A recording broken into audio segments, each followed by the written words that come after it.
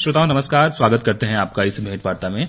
आज हमारे साथ बातचीत करने के लिए बेहद खास मेहमान हमारे स्टूडियो में आज उपस्थित हैं। आप हैं उदय गौतम जी, आप परियोजना अधिकारी हैं जिला पंचायत सागर से हमारे बीच पधारे हुए हैं।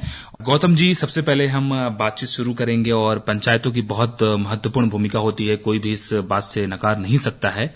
खासकर जो शासन की योजनाएं होती हैं ग्रामीण स्तर पर कैसे उसकी डिलीवरी होनी है, कैसे वो पहुंचाया जाना है, इसमें पंचायतें बहुत महत्वपूर्ण भूमिका अदा करती हैं।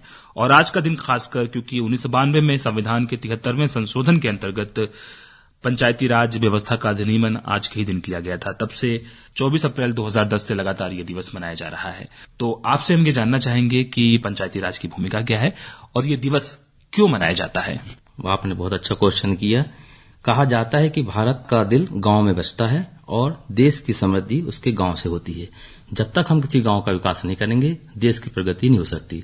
इसी को दृष्टिगत रखते हुए 73वां संविधान संशोधन 1992 में पूर्णतः पारित किया जाकर 24 अप्रैल 1993 से त्रिस्तरीय पंचायत व्यवस्था लागू की गई।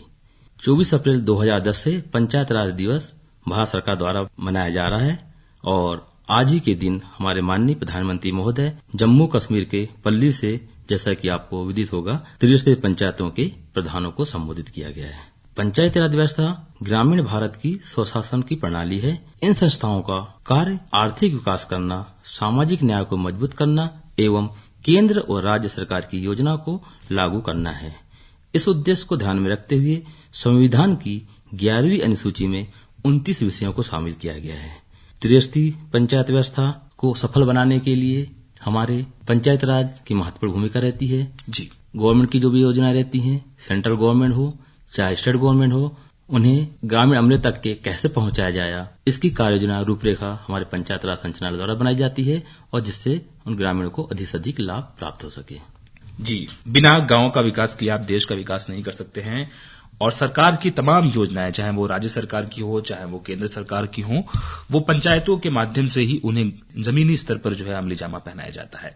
बहुत महत्वपूर्ण जानकारी दी आपने उदय गौतम जी। आगे आपसे हम ये जानना चाहेंगे कि आज का दिन बहुत खास है, तो बहुत आयोजन भी होते होंगे जी। तो किस तरह के आयोजन होते हैं और उनकी क्या भूमिका होती है, कैसे उनका आयोजन ग्रामीण स्तर पर किया जाता है, जिला स्तर पर किया जाता है, कैसे कैसे आयोजन होते हैं मोटे तौर पर। जैसे कि आज 24 अप्रैल पंचायत राज दिवस है। आज पूरे देश की लगभग 2.5 लाख ग्राम पंचायतों में ग्राम सभा का आयोजन किया गया है। इसी तारतम्य में सागर जिले की भी सभी ग्राम पंचायतों में ग्राम सभा का आयोजन किया गया है। साथ ही प्रधानमंत्री जी के द्वारा जो आज जम्मू कश्मीर के पल्ली ग्राम से आयोजन किया गया, उसका सीधा प्रसारण सभी ग्रामीण वासियों को पंचायत के माध्यम से दिखाया जा रहा है। चीज और बताना चाहूंगा आपको कि हमारे जिले की जनपद पंचायत राहतगढ़ उत्कृष्ट कार्य करने के लिए नामिनेट की गई है। साथ ही ग्राम पंचायत हरली, जनपद पंचायत मालथौन को भी उत्कृष्ट कार्य करने के लिए आज प्रधानमंत्री जी द्वारा अवार्ड से सम्मानित किया गया है।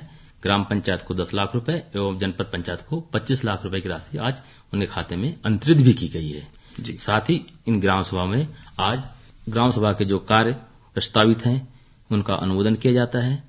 हम आगे क्या रणनीति बनाएंगे, हम कौन कौन से कार्य आगे लेंगे, इसकी पूरी कार्य योजना ग्राम सभा में रखी जाती है। सभी ग्रामीणों को से अवगत कराया जाता है और उसके पश्चात में जो कार्य उचित होते हैं उनका ग्राम सभा में आज के दिन अनुमोदन किया जाता है। इस उद्देश्य से ग्राम सभा एक प्रकार से हमारी महत्वपूर्ण कड़ी है। कहा जाए तो एक न्यायपालिका है ग्राम सभा, विधायिका है ग्राम सभा और साथ ही कार्यपालिका भी है ग्राम सभा हमारी। तीनों उनको पावर ग्राम सभा को प्रदत्त है। तीनों भूमिकाएं एक साथ अदा करती है ग्राम पंचायत, ये बहुत महत्वपूर्ण बात है। यानी काफी शक्ति होती है ग्राम पंचायत के अंतर्गत, ग्राम सभा के अंतर्गत। और आपने बताया कि आज के दिन काफी पुरस्कार दिए जाते हैं और अच्छी बात यह है कि सागर जिले की राहतगढ़ जिला पंचायत खंड और हरली और मालथौन गांव जिसका जिक्र आपने किया वो भी पुरस्कृत हुए हैं। ये बहुत अच्छी बात है और निश्चित रूप से इससे ग्राम सभाओं का जो मनोबल है वो बढ़ता है और सारी ग्राम सभाएं निश्चित रूप से अच्छा काम करने के लिए आगे बढ़ती हैं, अच्छा काम करने के लिए मोटिवेट होती हैं, प्रोत्साहित होती हैं।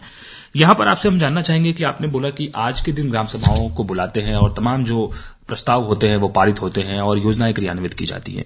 तो आज के दिन के अलावा ग्राम सभा आमतौर पर अगर हम बुलाने की बात करें तो ग्राम सभा कैसे बुला सकते हैं और ग्राम सभाओं का मुख्य रूप से क्या काम होता है और ग्राम सभाएं कब बुलाई जा सकती हैं? क्या वो केवल सरकार के जो निर्दिष्ट दिन होते हैं कि आज ही के दिन, नियत दिन के दिन ही बुलाना है, तभी बुलाई जा सकती है, या फिर ग्राम सभा के लोग भी अगर चाहें तो ग्राम सभा को अपनी शक्ति से बुला सकते हैं? शासन स्तर से जैसे कि हम बात करें 15 अगस्त, 2 अक्टूबर, 14 अप्रैल और 26 जनवरी को शासन से ग्राम सभाएं मैंडेटरी हैं, मतलब हमें बुलाना ही है। इसके अलावा समय समय पर शासन को जब आवश्यकता पड़ती तब ग्राम सभा आयोजन करने के संबंध में निर्देश प्राप्त हो जाते हैं। लेकिन मैं आपको यहां बताना चाहूंगा, यदि सरपंच या प्रधान, जो कि आजकल हमारा प्रधान हो गया है, पंचायत अभी डिस्पोज हो गई है, तो प्रधान ग्राम सभा के 10% से अधिक सदस्य या 50 सदस्य जो भी कम हो ग्राम सभा में विशेष सम्मेलन के लिए लिखित आवेदन प्रस्तुत करते हैं, तो ऐसी स्थिति में आवेदन प्राप्ति की तिथि से 7 दिवस के भीतर सचिव को सम्मेलन बुलाने का अधिकार है।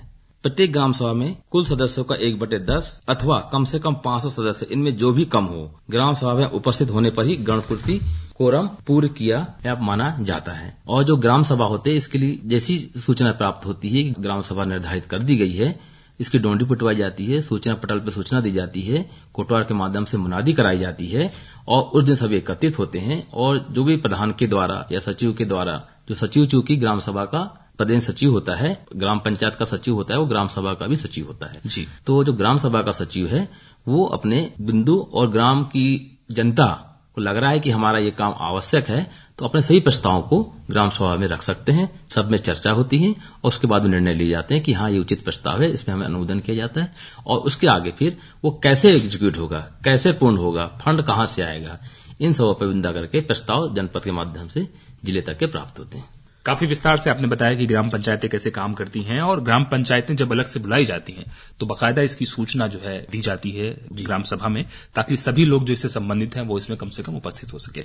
और क्या नियम होते हैं, कैसे गणपूर्ति होती है, इसके बारे में भी आपने बताया। अब हम ग्राम सभाओं के माध्यम से, पंचायती राज के माध्यम से जो योजनाएं क्रियान्वित होती हैं उसके बारे में थोड़ी सी जानकारी आपके माध्यम से जानना चाहेंगे। खासकर जो बड़ी योजनाएं हैं जैसे मनरेगा एक बहुत बड़ी योजना है जो ग्राम सभा के माध्यम से संचालित है। तो मनरेगा क्या है और ये योजना कैसे संचालित की जा रही है, उद्देश्य क्या है इसका? जी, जैसा कि आपको विदित होगा, महात्मा गांधी राष्ट्रीय ग्रामीण रोजगार गारंटी योजना अधिनियम 2005 में पास किया जाकर 2 फरवरी 2006 से 3 चरणों में पूरे देश में लागू की गई। जी। प्रथम चरण में हमारे देश के 200 जिलों को चिन्हांकित किया गया था, जिसमें मध्य प्रदेश के 18 जिले भी शामिल थे। द्वितीय चरण में 1 अप्रैल 2007 से मध्य प्रदेश के 18 जिलों को शामिल किया गया। तृतीय चरण जो हमारा चालू हुआ 1 अप्रैल 2008 से, इसको मनरेगा के पूरे देश में लागू किया गया और सागर जिला भी हमारा ये तृतीय चरण में शामिल किया गया है। जो मूल उद्देश्य है, प्रत्येक ग्रामीण परिवार को जो श्रमोल्लख कार्य मजदूरी करने के लिए तैयार हो, उस परिवार को 1 वर्ष में 100 दिवस का रोजगार दिया जाना है एवं ग्रामीण क्षेत्रों में स्थायी परिसंपत्तियों का निर्माण करना है। मतलब मेन उद्देश्य है श्रममूलक कार्य को रोजगार देना और दूसरा परिसंपत्तियों का निर्माण करना। साथ ही इसमें समय समय पर मजदूरी की दरें भी निर्धारित की जाती हैं। वर्तमान में योजना अंतर्गत 204 रुपए मजदूरी टास्क आधारित गवर्नमेंट ऑफ इंडिया द्वारा निर्धारित की गई है। इसमें जो वनाधिकार पट्टाधारक को 150 दिवस का रोजगार देने की गारंटी अधिनियम देता है। इस योजना के अंतर्गत सबसे अच्छी बात यह है कि यदि आपने आवेदन किया तो 15 दिन के अंदर उसको श्रममूलक कार्य में, रोजगार में आपको लगाना ही होगा। यदि किसी कारण से 15 दिवस के अंदर काम न दिए जाने की स्थिति में वह बेरोजगारी भत्ता का पात्र हुआ। और बेरोजगारी भत्ता 15 दिवस की अवधि समाप्त होने के बाद प्रथम 30 दिवस के लिए न्यूनतम मजदूरी का 1/4 हिस्सा देना होगा और उसके शेष दिवसों के लिए 1/2 प्रति दिवस के मान से भत्ता का वो पात्र होगा। इसमें एक चीज अच्छी है कि जैसे ही श्रममूलक कार्य के लिए, मजदूरी के लिए कोई ग्रामीण आवेदन करता है तो उसे 5 किलोमीटर के एरिया के अंदर ही आपको कार्य देना है।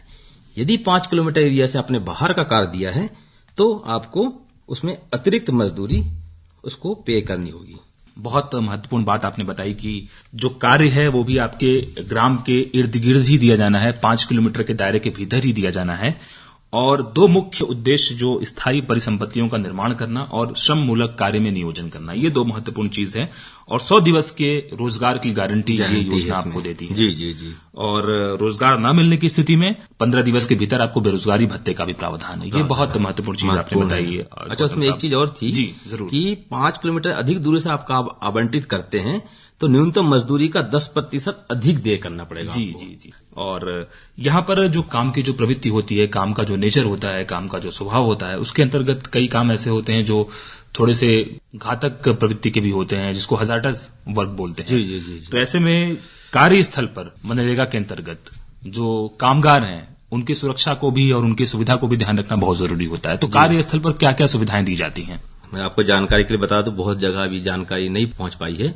इसमें यह कि निर्माण कार्यस्थल पर आपको प्राथमिक उपचार, स्वच्छ पेयजल, मजदूरों को छाया की व्यवस्था एवं 6 वर्ष से कम आयु के 5 से अधिक बच्चे के लिए झूलाघर एवं बच्चों की देखभाल के लिए एक अकुशल श्रमिक की नियुक्ति भी जरूरी है, जिसका भुगतान अकुशल श्रमिक मानते हुए न्यूनतम मजदूरी देय की जाएगी। सबसे बड़ी बात इस बता दूं मैं कि कार्यस्थल पर आकस्मिक मृत्यु अथवा स्थायी विकलांगता के मामले में अनुग्रह राशि का भुगतान भी किया जाता है। जैसे कि हम मान लें कपिलधारा कूप की निर्माण की बात हो रही है या तालाब निर्माण हो रहा है और या कपिलधारा कूप ढक गया या किसी का एक्सीडेंट हो गया, कोई दुर्घटना हुआ, खुदा न खास्ता न हो, किसी की मृत्यु हो गई, तो अनुग्रह सहायता की भी पात्रता वो श्रमिक रखता है और यह प्रावधान मनरेगा एक्ट में किया गया है। जी। ये सबसे बड़ी उनके लिए पारिवारिक भूमिका निभाने के लिए या परिवार के लिए बहुत बड़ी राहत है। जी। गौतम जी, आपसे आगे हम जानना चाहेंगे कि ये इतनी वृहद योजना है और खासकर ग्रामीण क्षेत्र में आपको रोजगार की गारंटी दे रही है, बहुत सारे कामगार जो है इससे लाभान्वित हो रहे हैं, बहुत सारी सुविधाएं भी दी जा रही हैं, आपने बहुत विस्तार से बताया। तो इस योजना के अंतर्गत आने के लिए एक हितग्राही क्या पात्रता रखना उसके लिए अनिवार्य होगा? मनरेगा योजना के अंतर्गत कुछ श्रेणी निर्धारित की गई शासन ने, ताकि उन्हीं हितग्राही को हम योजना का लाभ दे सकें। जी।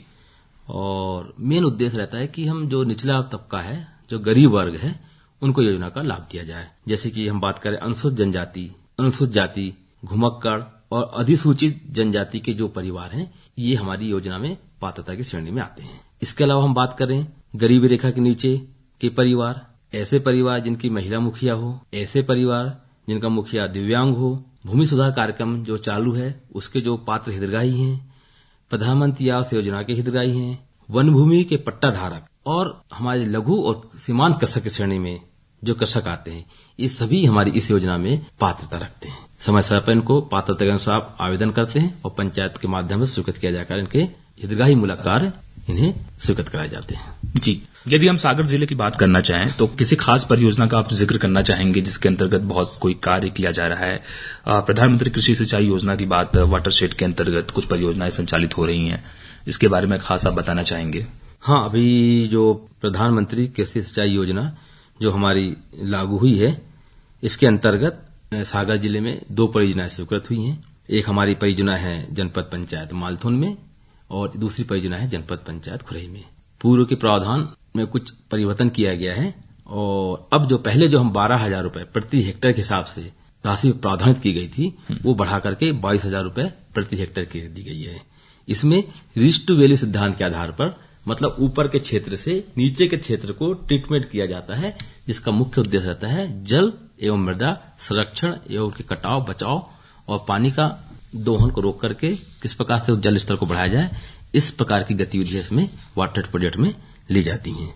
मेन उद्देश्य का यही है जल एवं मृदा संरक्षण एवं संवर्धन संबंधी कार्यों का चिन्हांकन किया जाकर रीच टू वैली सिद्धांत पे उसका क्रियान्वयन करना। रीच टू वैली सिद्धांत के आधार पर कार्य करता है और योजना की जो धनराशि थी आपने बताया कि बढ़ा दी गई, 22,000 रूपये कर दी गई है। और मृदा का संरक्षण, जल का संरक्षण, जल के दोहन को कम करके उसका अधिक से अधिक बेहतर इस्तेमाल कैसे करना है, ये आप सुनिश्चित करते हैं इस योजना के अंतर्गत। अब हम एक दूसरी बड़ी योजना जो खासकर ग्रामीण क्षेत्र में संचालित की जा रही है, बहुत चर्चित भी है और इसका लोगों को लाभ भी काफी मिला है, वो प्रधानमंत्री आवास योजना है। तो क्या प्रधानमंत्री आवास योजना क्या है, पहले इसके बारे में हमें आप हमारे श्रोताओं को कुछ बताइए, इसके प्रावधान क्या है और कौन कौन से लोग इसका फायदा उठा सकते हैं? जी, जैसा कि हमारे माननीय प्रधानमंत्री जी का ही सपना है हर घर आवास, प्रयास है कि 2022 तक के हर घर हर आवास मिल जाए। इसी तारतम्य में प्रधानमंत्री आवास योजना 2016-17 से संपूर्ण देश में लागू की गई है और इस योजना के अंतर्गत अभी तक के लगभग 95,000 आवास पूर्ण किए जा चुके हैं। और आपको और अवगत करा दूं कि इस वर्ष हमारा 22-23 में लगभग 50,000 आवास हमारे इस वर्ष बनेंगे। सागर जिले में जिसका हमें शासन से लक्ष्य प्रदान किया गया है जी। इसमें हितग्राहियों के जो आवास का जो सबसे बड़ी बात यह है कि हम इसका जो पैसा है हितग्राहियों के खाते में 4 किस्तों में देते हैं। इसमें 1,20,000 की आर्थिक सहायता प्रदान की जाती है 4 किस्तों में। साथ ही 90 दिवस मनरेगा अधिनियम के तहत मजदूरी प्रदान की जाती है, जिसमें प्रथम किस्त के रूप में 25,000 रूपये, द्वितीय किस्त के रूप में 40,000 रूपये, तृतीय किस्त के रूप में 40,000 रूपये, चतुर्थ किस्त के रूप में आवास पूर्ण होने पर 15,000 रूपये हितग्राही के खाते में प्रदान किया जाता है।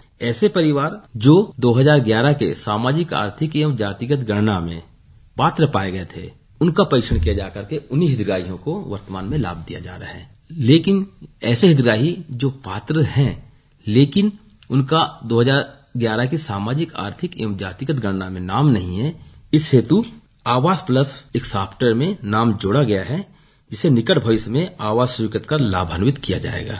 मतलब कहने का तात्पर्य यह है कि ऐसे हितग्राही जो पूर्व में छूट गए थे उन्हें भी आवास प्लस पोर्टल पर जोड़ा जा रहा है और निकट भविष्य में उसको हम लाभ देंगे।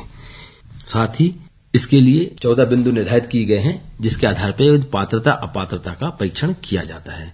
पात्रता अपात्रता का परीक्षण करने के बाद ही जो लोग सूची से वंचित रह गए हैं, छूट गए हैं, उन्हें आवास प्लस जो सॉफ्टवेयर बनाया गया है उसमें जोड़ा जाएगा। और जो लोग छूटे हुए हैं उनको भी निराश होने की जरूरत नहीं है। अगर वो पात्रता रखते हैं तो आवास प्लस के माध्यम से उनका नाम जुड़ जाएगा और उन्हें आवास निकट भविष्य में लाभ प्राप्त हो जाएगा। होना ही है प्राप्त, मतलब इसमें कोई शंका वाली बात नहीं है। तो इसके लिए अगर कोई व्यक्ति संपर्क करना चाहे तो क्या ग्राम पंचायतों के माध्यम से संपर्क करके ही वो योजना का लाभ ले सकता है? हाँ, ये भी जितने भी हमारे ग्रामीण निवासी हैं जो लग रहा है कि उनके आवास नहीं है और पात्र है और नाम छूट गया है 2011 में, तो वो पंचायत में जाकर के अपना नाम दर्ज करवा सकते हैं और वहां से उसके पश्चात आवास प्लस की सूची में जब समय समय पर शासन के नियम आते जाते हैं हम उसमें जोड़ रहे हैं। पर यह है कि सबको हर घर हर आवास जो प्रधानमंत्री जी का सपना है उसके तारतम्य में ये कार्य निरंतर चलते रहेगा। योजना का जो लक्ष्य है कि 2022 तक हर घर आवास पहुंच जाए, वो सुनिश्चित करना मुख्य उद्देश्य है। और इसके अंतर्गत 1,20,000 रूपये जो है एक ग्रामवासी को आर्थिक सहायता 4 किस्तों में दी जा रही है और खासकर उसके खाते में डायरेक्ट ट्रांसफर किया जा रहा है। सीधे उसके खाते में नगद हस्तांतरण उसके खाते में हो रहा है डायरेक्ट बेनिफिट ट्रांसफर के माध्यम से। बहुत अच्छी बात बताई आपने प्रधानमंत्री आवास योजना के बारे में उदय गौतम जी। बस अब आखिरी में और एक महत्वपूर्ण योजना है जिसे हम स्वच्छ भारत मिशन के रूप में जानते हैं जी। तो स्वच्छ भारत मिशन के अंतर्गत आवास बनाने के साथ साथ जो है शौचालयों का निर्माण स्वच्छ भारत मिशन के अंतर्गत किया जा रहा है। तो ये योजना क्या है और इसके उद्देश्य क्या है और इसका क्रियान्वयन कैसे किया जा रहा है? दीपक जी, मैं इसके बारे में बताना चाहूंगा कि जो स्वच्छ भारत मिशन हमारा ग्रामीण है, पूरे जिले में प्रत्येक ग्राम में क्रियान्वयन किया जा रहा है। प्रथम चरण में हमारे 100% शौचालय का निर्माण, उसका उपयोग और जो संस्थागत शौचालय हैं उनको क्रियाशील करना हमारा प्रमुख उद्देश्य था, जिस उद्देश्य की हमने पूर्ति कर ली थी और हमारा ग्राम या हमारा जिला पूरा ओपन डेफिकेशन फ्री, खुले से शौच मुक्त हो गया था। अब हमारा द्वितीय चरण एसबीएम फेज 2 चालू हुआ है, जिसका मुख्य उद्देश्य कचरा मुक्त, कीचड़ मुक्त किया जाकर ग्राम को स्वच्छ बनाना है। प्रथम चरण में हमने जैसे आपको बताया कि हमारे शौचालय बन गए, शौचालय का उपयोग हो रहा है, इंस्टीट्यूट संस्था का शौचालय बन गए, उनका उपयोग हो रहा है। लेकिन जो दूसरा फेज हमारा चालू हुआ है, इसका उद्देश्य है कि हम अपने ग्राम को कीचड़ मुक्त करें, कचरा मुक्त करें और प्लास्टिक मुक्त करें। इस हेतु विभिन्न प्रकार की गतिविधियां जैसे नाडेप का निर्माण, कंपोस्ट पिट का निर्माण, व्यक्तिगत सोक पिट का निर्माण, सामुदायिक सोक पिट का निर्माण, WSP यानी वाटर स्टेबलाइजेशन पॉन्ड का निर्माण, डीवार्ट्स का निर्माण, नाली निर्माण आदि कार्य किए जा रहे हैं। साथ ही प्लास्टिक कचरा संग्रहण के अंतर्गत प्लास्टिक कचरा प्रबंधन हेतु प्लास्टिक कचरा संग्रहण केंद्र बनाया जाकर सिंगल यूज प्लास्टिक को डिस्पोजल करने हेतु जिले में PMU प्लास्टिक मैनेजमेंट यूनिट भी बनाई जा रही है, जिसे MRF भी कहते हैं। इससे हम आने वाले 2025 तक के जो शासन का लक्ष्य है वो हम गांव को कचरा मुक्त कीचड़ मुक्त बनाने के लिए संकल्पित हैं। 2025 तक जो है कचरा मुक्त बनाने का उद्देश्य है प्रत्येक ग्राम को। और पहले स्टेप में, पहले फेज में आपने बताया कि खुले से शौच मुक्त जो है सागर जिला हो चुका है और दूसरे फेज में जो है कीचड़, कचरा और प्लास्टिक मुक्त करने की योजना है। 2025 तक इसको हासिल करने का संकल्प रखा गया है। बहुत बड़ी बात है और खासकर सिंगल यूज प्लास्टिक जो है उसे कैसे खत्म किया जाए, ये बहुत चुनौती का काम है। और इसके लिए आपने बताया कि प्लास्टिक मैनेजमेंट यूनिट बनाया गया है, जिसे MRF भी बोलते हैं, बनाया जा रहा है। प्रावधानित है और इस पर हम एग्जीक्यूट को पूरा कर लेंगे। जी, इसको आप पूरा कर लेंगे। इसके माध्यम से सिंगल यूज प्लास्टिक को भी खत्म करने का संकल्प है। बहुत बड़ी बात है और बहुत बड़ी योजनाएं जो है पंचायतों के माध्यम से संचालित हो रही हैं। आज के इस खास मौके पर उदय जी आपने वक्त निकाला हमारे बीच आए। बस चंद लफ्जों में आपसे ये हम जानना चाहेंगे कि पंचायतों का लोग अधिक से अधिक फायदा उठाएं, क्योंकि आज हम राष्ट्रीय पंचायती राज दिवस मना रहे हैं। जी। पंचायतों का उद्देश्य पूरा हो, लोग समस्याओं के लिए भटके ना, उनके समस्याओं का निराकरण हो। क्या संदेश है? जहां तक संदेश का सवाल है तो मैं यही अपील करूंगा कि हमारे सभी ग्रामीण क्षेत्र में निवासरत ग्रामीण भाइयों बहनों से अनुरोध है कि वो समय समय पर होने वाली ग्राम सभा में उपस्थित होकर ग्राम की समस्याएं, योजना अंतर्गत हितग्राही मूलक योजनाओं में लाभ कैसे प्राप्त कर सकते हैं, अपनी बात ग्राम सभा में रखें। ग्राम सभा ग्राम के विकास, हितग्राही मूलक योजनाओं को लाभ देने के लिए सबसे सशक्त माध्यम है। तो बस मैं यही कहूंगा कि हर ग्राम सभा में सभी ग्रामीण जन उपस्थिति रहे, सहभागी बने और ग्राम के विकास में अपना अमूल्य योगदान दे। सभी को पंचायत दिवस की बहुत बहुत शुभकामनाएं। दीपक जी, आपको शुभकामनाएं। धन्यवाद।